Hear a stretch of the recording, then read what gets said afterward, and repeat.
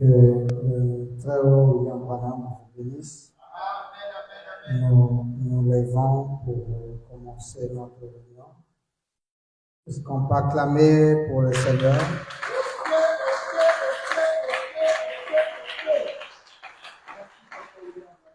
Merci. Nous prenons donc nos Bibles dans le livre de Psaumes. Nous allons lire le psaume 104 du premier verset jusqu'au verset 3e. Nous lisons au nom du Seigneur. Amen. La Bible dit ceci: Mon âme bénit l'Éternel. Éternel mon Dieu, tu es magnifique, tu es infiniment grand, tu es revêtu d'éclat et de magnificence. Il s'enveloppe de lumière comme d'un manteau, il étend les cieux comme un pavillon, il forme avec les eaux le faîte de sa demeure, il prend les nuées pour son char, il s'avance sur les ailes du vent. Amen. Que le Seigneur mon âme vous bénisse. Vous pouvez vous asseoir.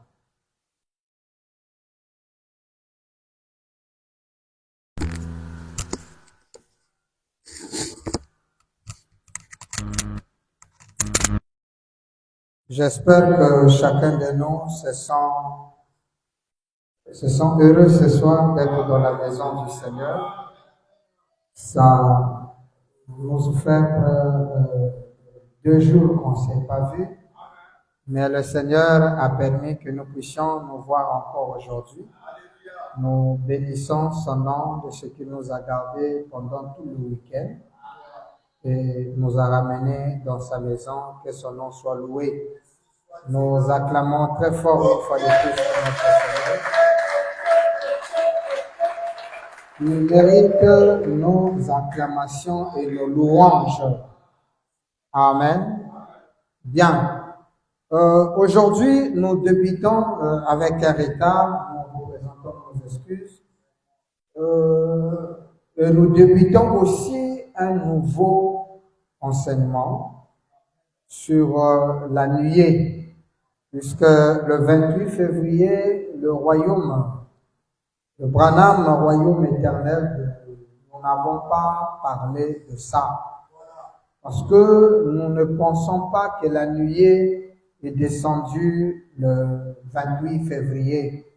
C'est vrai que les gens disent non, les dates n'ont rien à voir, mais s'ils connaissaient ce que nous avons découvert et le tort que cette date a causé à nos confrères, je crois que quelqu'un ne pouvait pas raisonner de la sorte. Jésus, bien qu'étant né le 25 décembre, cette date qu'il est né, l'essentiel c'est qu'il était né, mais lorsque le monde a promulgué l'évangile comme quoi il était né le 25 décembre, cela n'a pas empêché Frère Branham de donner les dates exactes, de détruire le 25 décembre. Ça signifie que les dates sont importantes. Vous ne pouvez pas être un vrai commémorateur sans connaître les valeurs des dates. Et je crois que c'est le prophète Joseph qui disait qu'il est important pour nous de ne jamais oublier les dates historiques. Et je crois que c'est dans le revue Saisir la vision de 2010. Donc, nous allons en voir comme nous l'avons présenté dans notre affiche. Je crois que ceux qui ont suivi notre affiche dans son fond, ils ont compris que nous avons étalé les différents points que nous allons développer. Nous allons parler du rapport de la nuée dans les 3 dispensations. C'est-à-dire la dispensation du Père avec Moïse, la dispensation du Fils avec Jésus et la dispensation du Saint-Esprit avec William Branham. Nous allons voir la nuée avec ces 3 personnages. Une fois que nous allons finir, nous allons voir la vérité sur le 28 février 1963. Qu'est-ce qui s'est réellement passé en cette date? C'est une date importante qu'on doit connaître sa valeur et comment est-ce qu'elle s'est retrouvée dans le rouleau des sceaux comme étant la date de la descente de la nuée, s'il faut le dire. Nous ne parlons pas de la descente, vous allez comprendre que la nuée ne descend pas. Et nous allons voir aussi la vraie date maintenant. Nous allons étudier la date de l'apparition de la nuée, s'il faut le dire. Et après, nous allons voir l'impact de cette nuée qui est apparue. Parce que si cette nuée n'avait que pour cieux Frère Branham, je ne pense pas que son apparition était importante pour nous. Mais si la nuée s'est apparue, ça veut dire qu'elle a un impact pour les croyants aujourd'hui. Vous avez vu que quand ils ont parlé ce 28 février, tout le monde a plaqué la nuée chez Frère Branham. Mais nous allons les placer dans les êtres humains. Amen. Nous allons aller pas à pas parce que nous pensons que c'est au mois de mars que cela a eu lieu. Si nous avions culte le dimanche, donc hier, c'est hier qu'on devait commencer ça. Mais nous commençons aujourd'hui en rapport avec nos journées de réunion. Et si quelqu'un se sent bien. Alors donc, comme on l'a dit, le thème est là au tableau, la vérité sur la nuée. Alors, nous voulons d'abord rappeler que la nuée est une masse, c'est ce qu'on appelle, ce sont les nuages. Amen.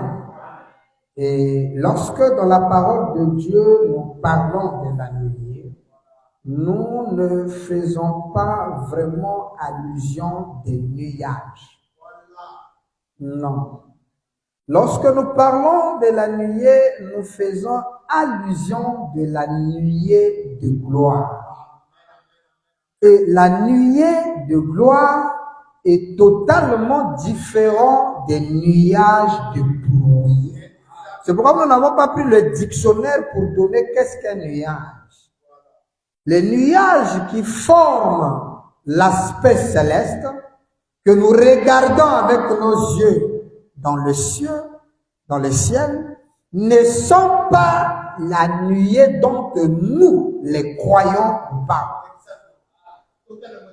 Parce que la nuée que nous connaissons comme un nuage est formée pour... ce sont des nuages qui se forment, d'autres pour la pluie, d'autres pour donner certaines formes.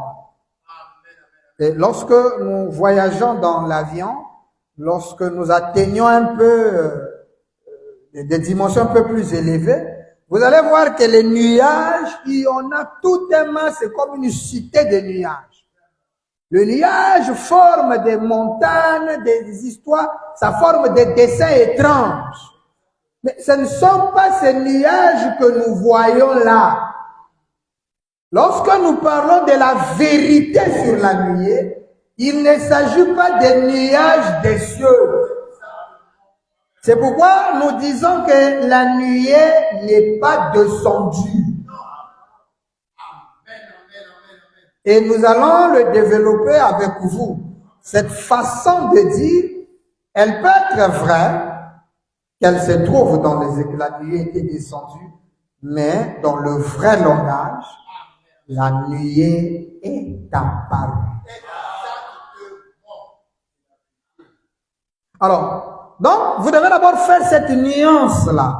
entre les nuages qui forment. Vous voyez qu'une invitation, vous nous invitez pour parler de ça. En 30 minutes, on ne peut pas tout dire. Parce que là, ça risque de nous prendre tout le mois de mars. Voire même au-delà. Parce que tant qu'on est enseignant, nous allons prendre les détails, les repères, les écritures pour nous donner une vision globale sur ce que nous appelons la nuée de gloire. Voilà pourquoi lorsque nous avons lu notre écriture d'entrée, nous avons touché psaume. Le psaume 104 nous dit que l'Éternel s'enveloppe de la lumière comme un manteau. Donc la lumière est le manteau de Dieu. Il étend les cieux comme un pavillon. Il forme avec les eaux les fêtes de sa demeure. Il prend les nuées pour son char. Donc les nuées qui peuvent devenir des nuées qui sont chars de l'Éternel. Ou les nuées qui sont les chars de l'Éternel ne sont pas ces nuages-là. Ces nuages-là, tu ne peux pas te tenir dessus. Tu vas tomber. Mais l'Éternel, d'après David dans le psaume, nous dit que les nuages, l'Éternel prend de nuée à nuée comme étant son char. Et le nuée, la nuée qui est le char de l'Éternel, n'est pas les nuages de pluie ou les nuages que nous voyons dans le ciel bleu. Non, ce sont des nuées de gloire. Quelqu'un croit comme ça avec moi? C'est pourquoi lorsque nous allons avec l'Ancien Testament, nous parlons sur la nuée, cette nuée de gloire, vous allez remarquer que lorsque nous prenons, avant d'abord de toucher cet aspect-ci, Exode chapitre 13-20, nous allons les lire, mais avant de les toucher, prenons d'abord Exode chapitre 40. Lorsque les enfants d'Israël, parce que vous savez que dans la marche du peuple d'Israël, la colonne de feu était apparue. Les enfants d'Israël furent conduits par la colonne de feu.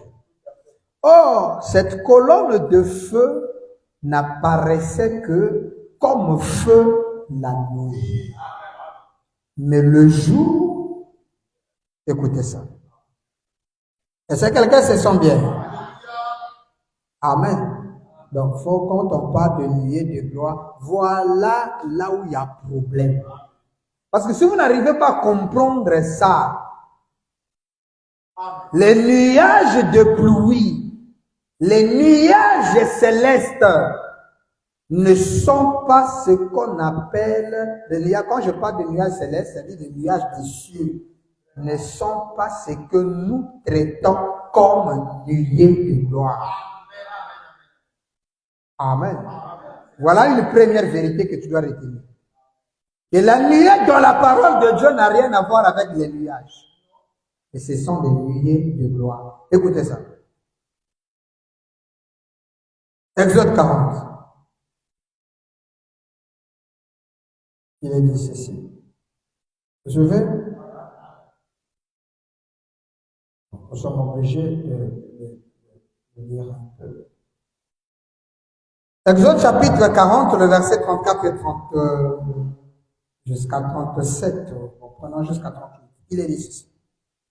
Alors la nuée couvrit la tente d'assignation.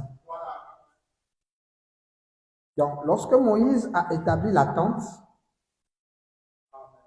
c'est pas ce genre de nuée. Le nuage-là ne descend pas jusqu'au niveau des maisons. C'est des nuées mystérieuses. Ce qu'on appelle les nuées de la gloire de Dieu. La nuée couvrit la tente d'assignation et la gloire de l'Éternel remplit le tabernacle. Donc cette nuée qui couvrit la tente d'assignation était une nuée de la gloire de l'Éternel. Donc c'est la gloire de l'Éternel qui est apparue comme une nuée qui a couvert la tente d'assignation. Moïse ne pouvait pas entrer dans la tente d'assignation parce que la nuée restait dessus et que la gloire de l'Éternel remplissait le tabernacle. Aussi longtemps que durait leur marche, les enfants d'Israël partaient quand la nuée s'élevait de dessus le tabernacle. Donc, cette nuée-là, elle vient aux auteurs qu'une nuée normale ne peut pas se faire. Le nuage normal, elle couvrit la tente. Même Moïse ne pouvait pas s'approcher parce que l'Éternel était là. Alors, lorsque cette nuée se déplace, Moïse dit, ah, déplaçons-nous. Donc là, c'est là où les poètes ont chanté que lorsque la nuée de gloire avance, j'avance avec elle. Cette nuée qui s'avance, vous allez aller plus loin, vous allez comprendre que ce n'est pas une nuée, mais c'est l'évangile qui avance. Et lorsque l'évangile avance, cet évangile n'est nul autre quoi? La parole. Hein? Le message est Christ lui-même.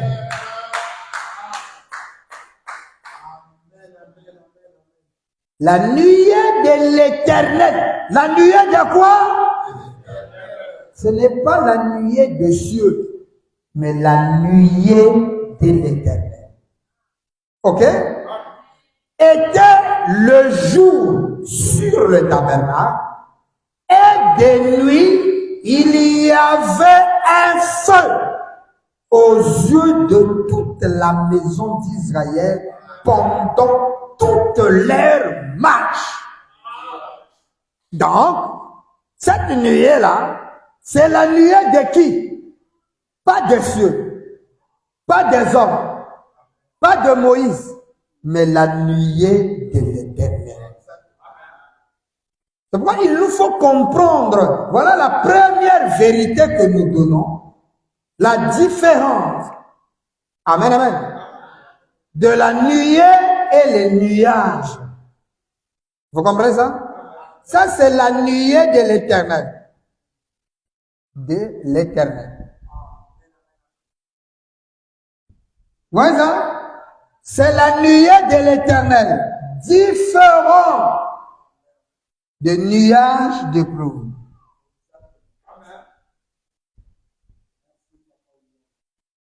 De pluie. Amen. Différent. La Bible précise bien qu'il s'agit de la nuée de l'Éternel. C'est ce que nous appelons la nuée de gloire. Et cette nuée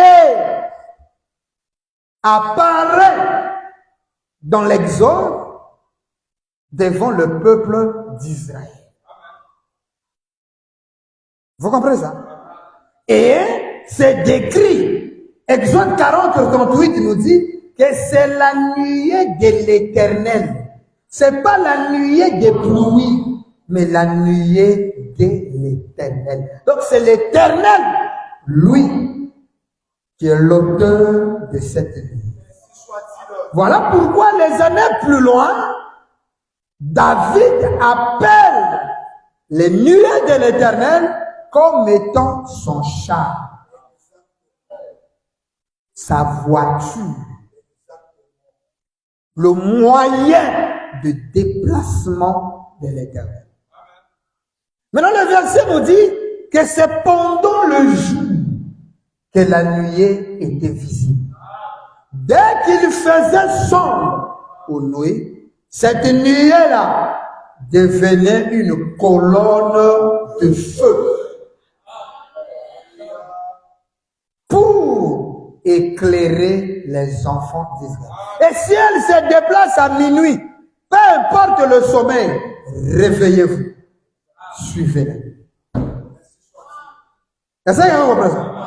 Donc, lorsque les commémorateurs du message du temps de la fin parlent de la nuée, ou encore se rappellent de la nuée, il ne s'agit pas de nuages apparus une certaine année ou une certaine date.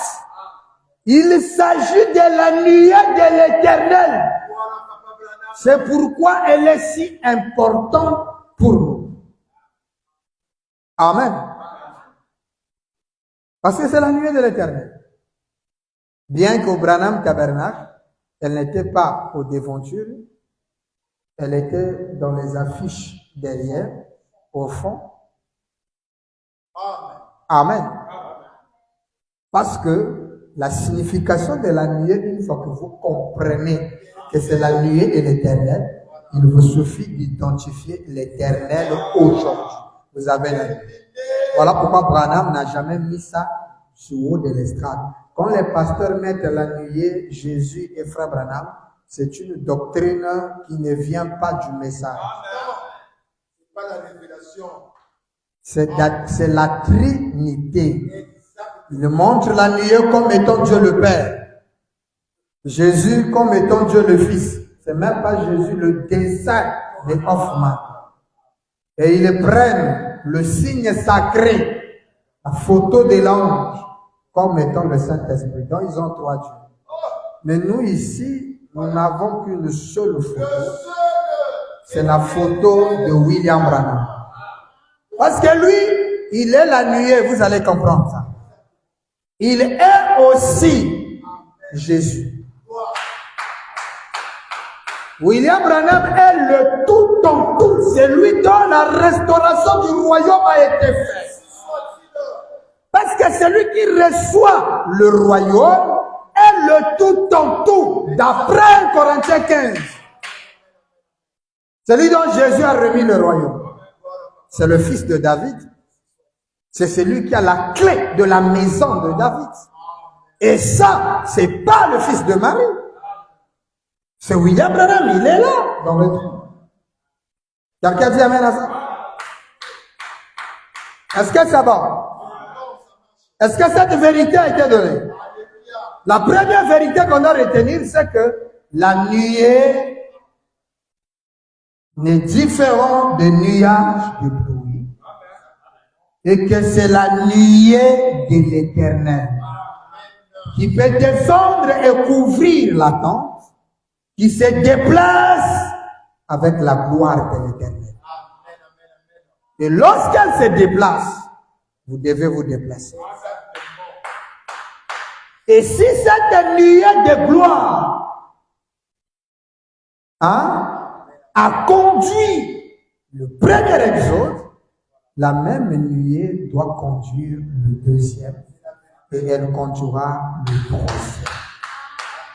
Mais ce n'est pas des nuages de pluie, c'est la nuée de l'Éternel. Est-ce que ça va? Alors, donc, lorsque nous rentrons maintenant dans la première dispensation, parlons de cette apparition de la nuée. Dans Exode 13, c'est là où on nous parle pour la première fois de cette apparition de la nuée. Quelqu'un écoute ça? Exode 13, nous commençons le verset 21 jusqu'au verset 22.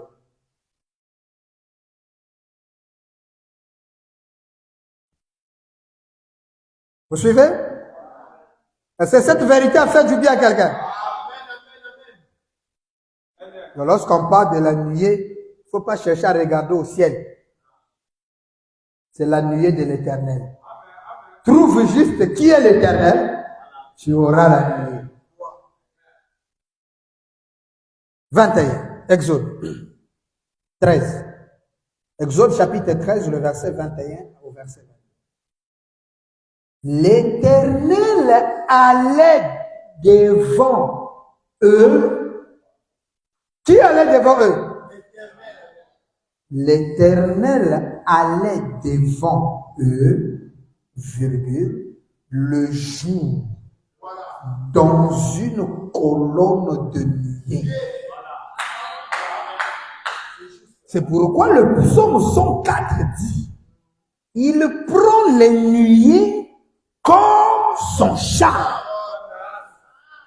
Et lorsqu'il s'est déplacé, il a pris les nuées et il descend pour la délivrance. Maintenant, ici on nous dit, c'est lui qui marchait devant le peuple d'Israël, n'était nul autre que l'Éternel, le Dieu lui-même, qui marchait devant eux dans inside la colonne de nuée. Donc la colonne de nuée était le char qui enveloppait l'être qu'on appelle l'Éternel. Est-ce que quelqu'un peut me donner un amen? Donc, dans la colonne de nuée, qu'on appelle colonne de feu, la nuit, il y a quelqu'un qui vit dedans. Et ce quelqu'un-là, c'est l'Éternel. Est-ce que quelqu'un dit amen à ça? Est-ce que ça commence à te faire du bien? Amen. Le message est merveilleux, mais elle demande des bons enseignants. Et un bon enseignant, c'est quelqu'un qui creuse, qui étudie et qui veut comprendre. La curiosité amènera l'étudiant à découvrir même les arguments de l'adversaire. Amen. Il faut aller même chez quelqu'un qui critique le message. Vous allez un peu voir pourquoi il critique le message. Vous écoutez un peu les arguments qu'il donne. Et les curieux, nous allons loin. Pour chercher à comprendre pourquoi ça.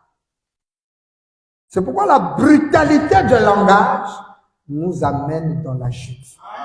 D'où on dit l'homme sage réfléchit 7 fois la perfection avant de parler.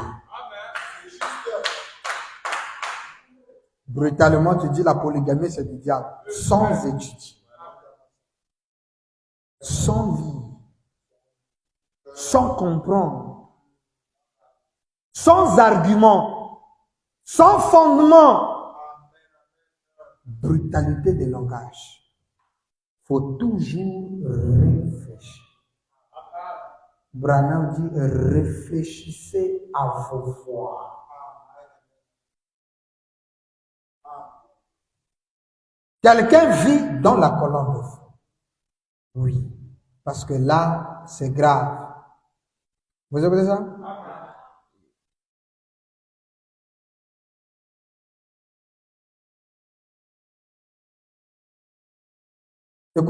Écoutez ceci. Israël à la mer Rouge, première partie. Nous sommes le 26 mars. Ah, nous sommes aussi en mars, hein? Ouais, 1953. 26 mars 53. Vous écoutez ça?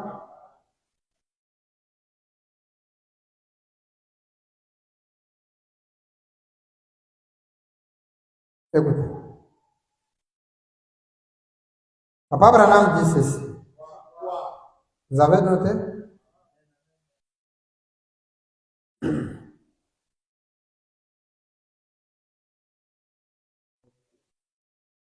Écoutez. Paragraphe 167. Le 26 mars 53, Israël à la mer Rouge, paragraphe 167. Maintenant, j'irai devant vous, dit l'Éternel.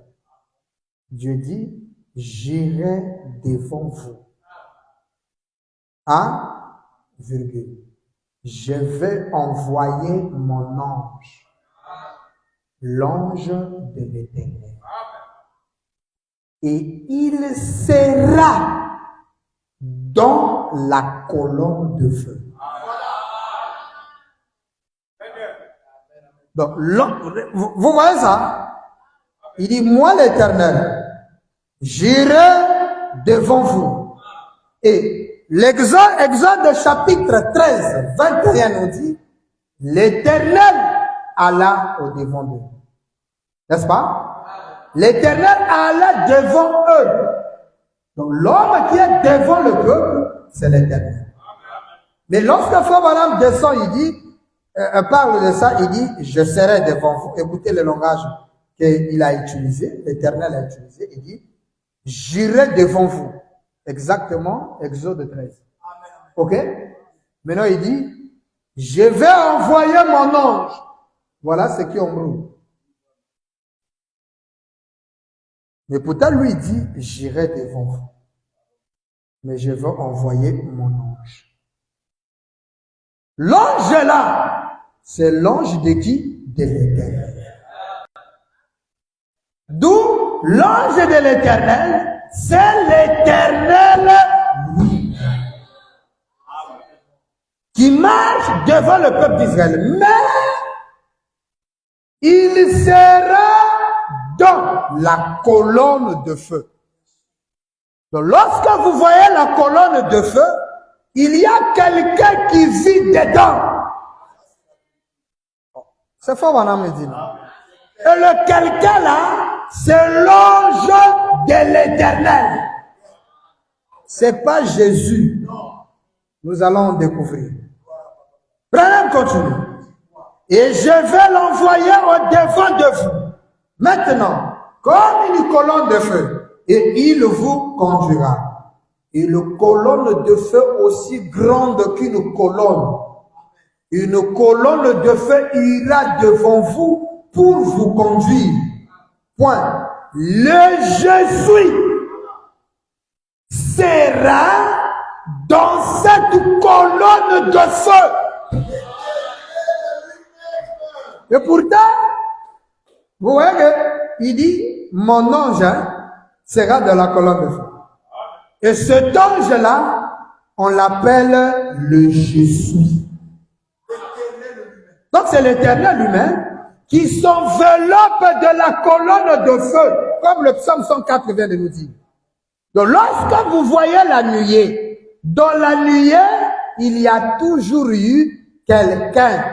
Et le quelqu'un dans la nuée, c'est l'ange de l'Éternel. C'est le je suis. C'est lui qui est apparu au puissant ardent. Amen. Voyons si c'est Jésus. Hébreux chapitre 4. 131 et 132. Vous suivez? Quelqu'un suit ça? Papa Branham dit ceci. Parce que là, nous sommes encore avec le verset 21. L'Éternel alla devant eux, le jour dans la colonne de nuée, pour les guider dans leur chemin, et la nuit dans la colonne de feu, pour les éclairer, afin qu'ils marchent jour et nuit. La colonne de feu servait pour la lumière. Hein? Mais la colonne de nuée pour les conduire. Maintenant, la colonne de feu, qui n'est nulle autre que la colonne de nuée, la nuit, elle a deux fonctions. Un, elle éclaire. Deux, elle conduit. Donnez-moi un amen. Maintenant, imaginez-vous que vous avez la colonne de feu en vous. Qu'est-ce qu'elle fera? Elle vous conduira. Et non seulement elle vous conduira, mais elle vous éclairera. Or, lorsqu'il y a l'éclat de la lumière, ça dissipe le ténèbre. Voilà pourquoi un frère qui a la colonne de feu, une sœur qui a la colonne de feu, ne peut pas avoir le ténèbre en lui. Lorsque tu te retrouves dans le ténèbre ou avec le ténèbre, pose-toi la question qui a éteint le feu de la colonne dans toi. Est-ce que réellement tu as la colonne de feu? Voilà pourquoi tout ce qui est ténèbre se dissipe lorsque notre lumière brille. La révélation de la parole en nous. Quand on dit que votre lumière brille,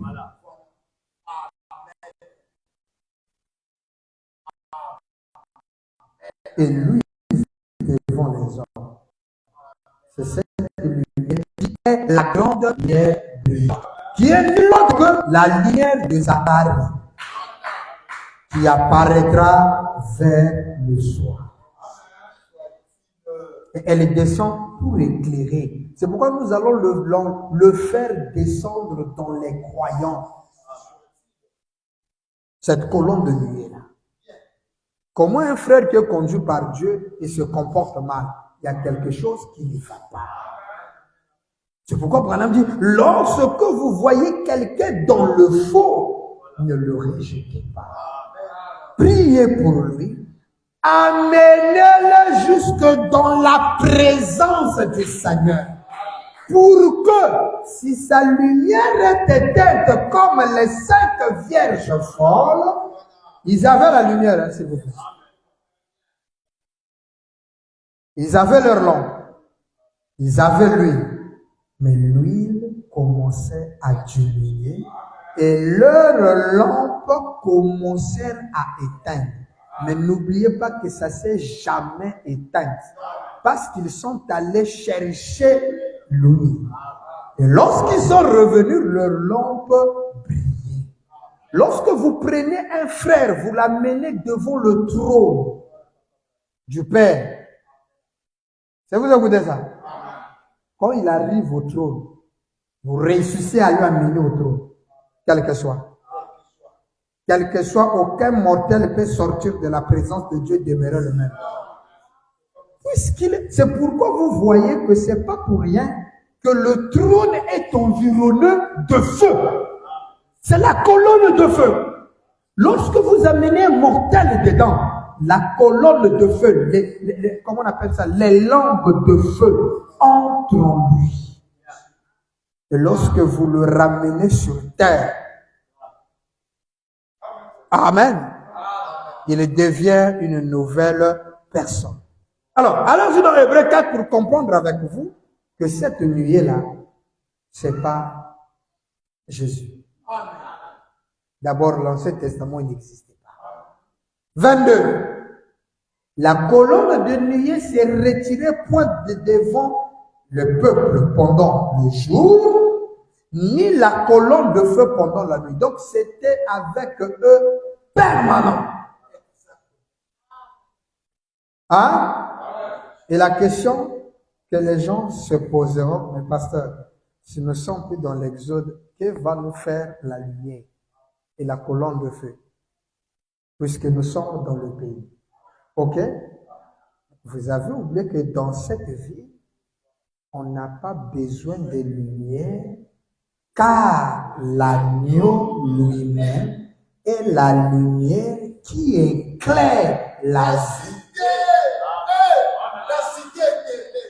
Donc, si tu es citoyen de la nouvelle vie, Branham nous éclaire. Les rayons lumineux de l'agneau entrent en vous. Elle fait de vous une véritable citoyenne du royaume céleste. Marchant sur la terre. Amen. Parce que Branham dit, c'est le Dieu éternel, avec ses sujets éternels, exprimés dans la forme humaine. Donc, lorsque nous marchons, nous sommes des sujets éternels, mais enveloppés d'un corps de chair. Et le nous là, c'est là où le cantique a été composé comme un oiseau libéré de prison. La prison, c'est César. Et César, c'est le corps. C'est pourquoi on dit, rendez à César ce qui est à César. Quand le corps a besoin de manger, ne lui prive pas. Donne-lui à manger. Il a besoin du plaisir. Donne-lui le plaisir. Le problème, trouve les plaisirs dans les conditions normales du plaisir. C'est une loi humaine. Branham prêche la soif. Il dit, lorsque vous voyez quelqu'un prendre une boisson alcoolisée, il dit, lorsqu'il prend la bière et autres, c'est une soif naturelle qu'il veut étancher. Mais le problème, il ne sait pas comment étancher sa soif. Il y a des faits naturels qui sont César. Et il a dit, elle te produira des ronces. Papa Branham dit, peu importe la manière où vous cherchez à le rendre saint, il ne sera jamais saint. C'est pourquoi, vous comprenez ça? Il est dit, la chair et le sang, impossible, n'hériteront jamais le royaume des cieux. Ce qui est chair est chair, ce qui est esprit est esprit. Quelqu'un dit amen à ça? Amen. Hébreux 4. Nous lisons ceci. 131. Oui, le 1er septembre 57. Paragraphe 131 et 131. Écoutez ça. Jésus était une maison dans laquelle Dieu habitait. Quelqu'un comprend ça? On n'a pas dit Jésus est la maison où Dieu habite. Jésus était au passé la maison où Dieu habitait au passé. Lorsque Dieu a pris plaisir d'habiter en Jésus, les yeux fermés, vous l'avez adoré, baptisant son nom. Mais est-ce que vous avez cherché à trouver et vous êtes allé plus loin pour dire nous adorons pas les Jésus des Pentecôtistes? J'écoutais un pasteur dire ça.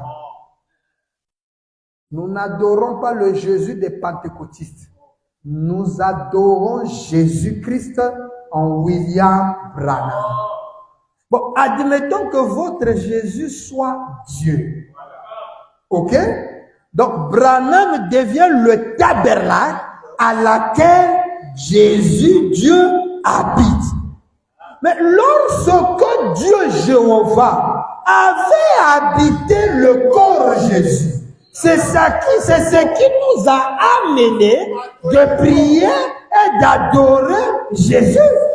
Et nous avons lu avec vous, Branham dit, lorsqu'il s'agit d'adoration, nous utilisons le nom du corps. Ok?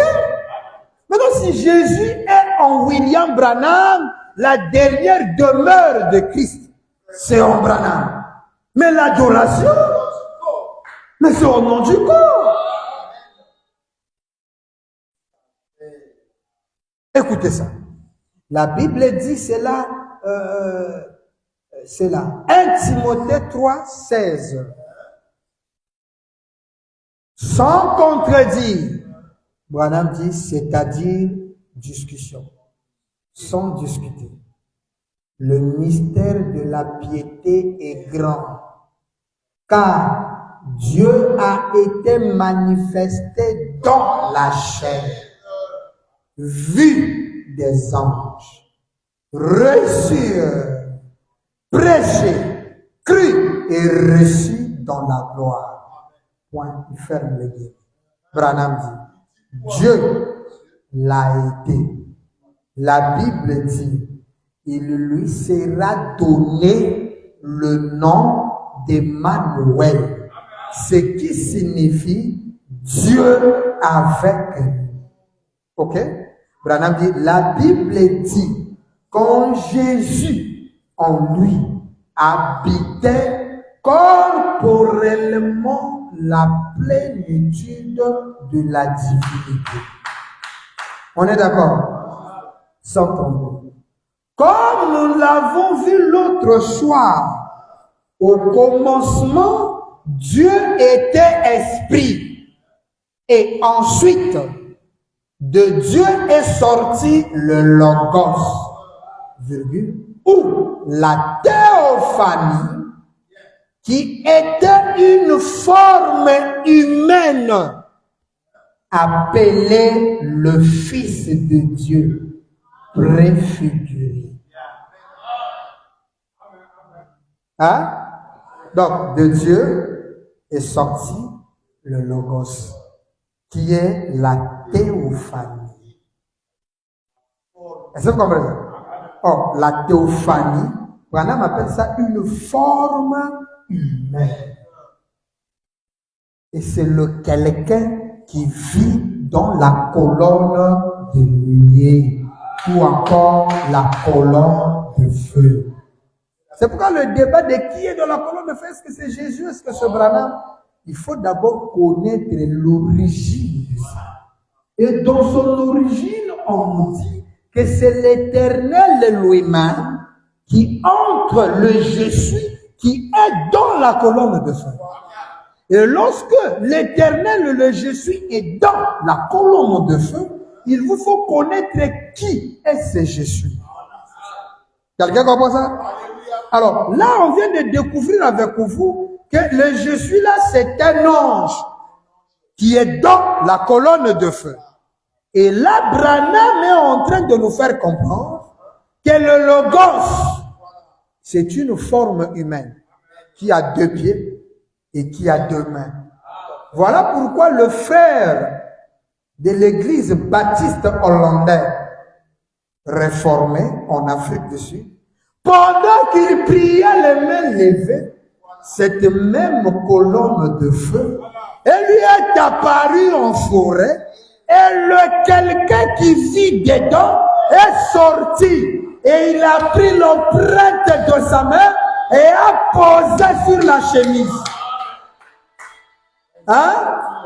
Et Branham l'appelle le Fils de Dieu préfiguré. Ah, toi, tu dis déjà que c'est Jésus. Écoute tout ça. Cette forme humaine, il est venu sur terre dans un corps de chair, dans cette forme humaine, est déjà venu sur terre, cette fois-ci dans une chair humaine, virgule, avant même qu'il ne vienne en Jésus-Christ. Donc l'homme est là, avait déjà porté une forme de chair avant qu'il ne vienne en Jésus. Hein? Donc l'homme qui habitait en Jésus est l'homme qui vit dans la colonne de feu, et il était déjà dans une chair avant la chair de Jésus.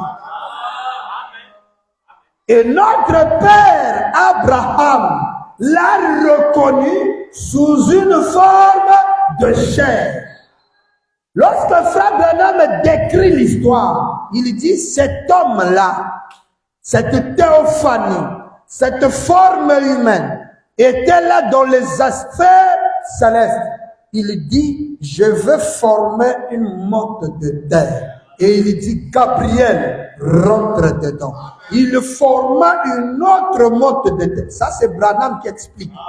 On ne sait pas comment il sait ça, mais l'unique explication selon la loi du véritable témoin, c'est qu'il était présent. Et pour être présent dans cette sphère, alléluia, il faut être lui-même, car la clarification est claire. Il créa une autre. Il dit, Gabriel vient, entre. Et il dit, il fit une chair pour lui-même et y entra. Mais avant d'entrer, il dit, nous allons faire. Hein? Nous allons réaliser ici quelque chose que nous allons faire au temps de la fin. Là, nous sommes dans la berger et la bergerie. Le berger de la bergerie. Permettez qu'on lise ça. Ah, le berger de la bergerie. 1956, merci. Branham dit ceci. Écoutez ça. Le berger de la bergerie. Papa Branham va donner une déclaration très importante ici sur la création de cet être. Vous voyez comment ça nous amène, hein? La colonne de feu nous amène le berger de la bergerie. Je suis déjà là. Écoutez comment ça s'est passé. C'est que je viens d'expliquer. Voilà. Nous sommes le 3 avril 56. Écoutez. Branham va dire ceci. Écoutez.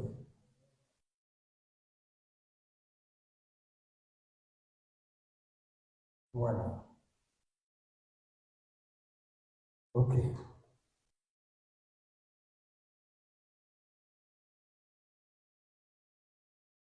Nous ferons autant de la fin. Je suis là.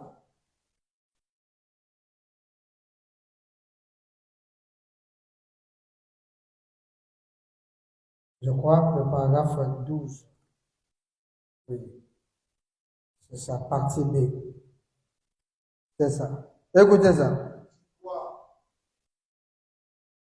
Bon, je prends juste la partie C, là où la question lui est posée.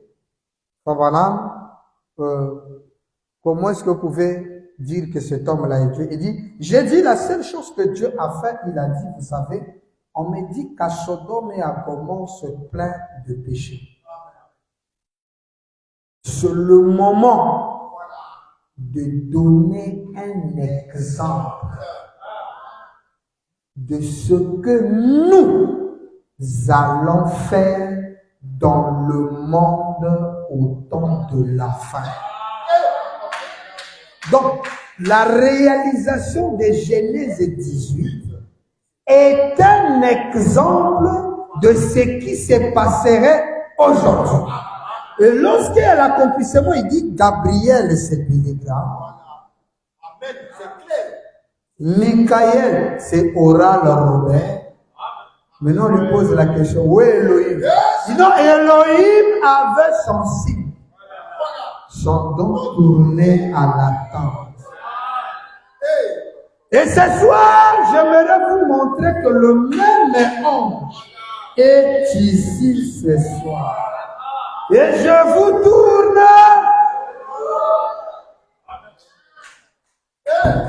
Quelqu'un comprend ça? Donc, Frère Branham me dit, il était déjà venu dans une chair avant qu'il ne vint en Jésus. Donc, lorsque Jésus marchait, au-dedans de lui, il y avait quelqu'un. C'est pourquoi Branham dit, lorsque Jésus parlait, parfois c'était lui, parfois c'était le quelqu'un qui habitait en lui. Et lorsque le quelqu'un est sorti, il a crié, Père, Père, Père, pourquoi m'as-tu? Il savait que le quelqu'un est parti. Et lorsque le quelqu'un est parti, il est revenu ressusciter le corps. C'est pourquoi l'apôtre Paul, en voyant la vision, dit, si l'esprit de l'homme ou de celui qui a ressuscité Jésus-Christ d'entre les morts habite en vous, en vous. Est-ce que quelqu'un écoute ça? Donc, l'homme qui ressuscite de Jésus, lorsque Jésus dit j'ai le pouvoir de donner ma vie, de la reprendre, j'ai la capacité de ressusciter, Frère Branham me dit, Jésus-Christ avec une seule parole dite par un prédicateur réprobable. Vous savez qui est le prédicateur là? Donc David était prédicateur, mais il était polygame. Voilà encore une autre preuve. Frère Branham dit David était un prédicateur qui signifie sacrificateur. Il prêchait la parole. Mais dans son état rétrograde, Branham dit Jésus y mit foi dessus lorsqu'on dit je ne permettrai pas que mon sein voie la corruption. Branham dit Jésus a mis confiance dans cette écriture-là. Et il avait confiance que l'homme-là le ressuscitera. Maintenant, Paul dit si son esprit de ce monsieur-là, le monsieur-là, c'est l'homme qui vit dans la colonne de feu. Donc aujourd'hui, pour savoir qui est dans la nuée, il faut juste trouver qui vit dedans. Et là, on nous dit, l'homme-là n'est pas Jésus. Il était venu en Jésus. Il était venu devant Abraham. Hein? Est-ce que quelqu'un entend ça? Est-ce que pour ce soir, ça fait du bien? Alors nous allons glisser une parole ici pour revenir avec ça le mercredi. Exode 20, versets 20 et 21.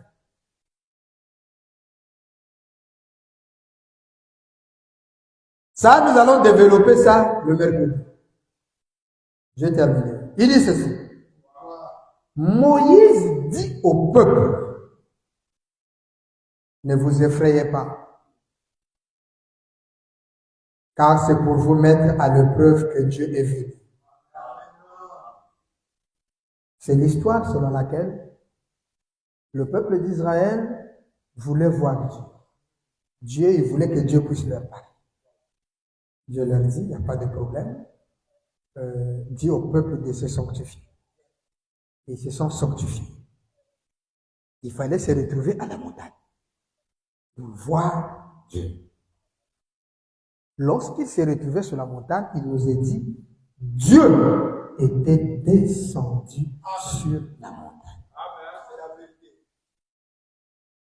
Et le peuple a eu peur parce qu'il y avait des éclairs et des tonnerres. Maintenant, la Bible dit, Moïse leur dit, ne vous effrayez pas, car c'est pour vous mettre à l'épreuve que Dieu est venu. Et c'est pour que vous ayez sa crainte devant les yeux, afin que vous ne péchiez point. Le peuple restait dans l'éloignement, mais Moïse s'approcha de la nuée où était Dieu. Dieu, la théophanie qui vit dans la nuit. Le peuple ne pouvait pas se procher de cette nuée.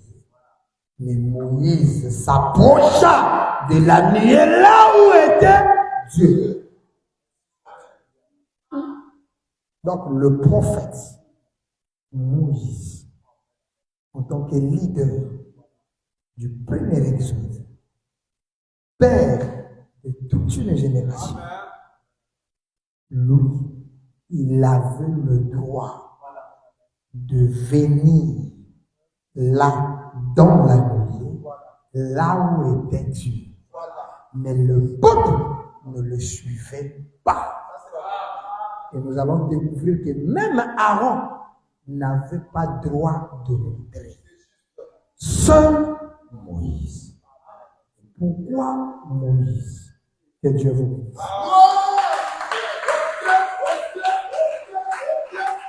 Alors donc ce soir, ce qu'on doit retenir, c'est que la nuée dont nous sommes en train de parler est la nuée de gloire. Et cette nuée de gloire est appelée la nuée de l'Éternel, qui est différente des nuages de gloire.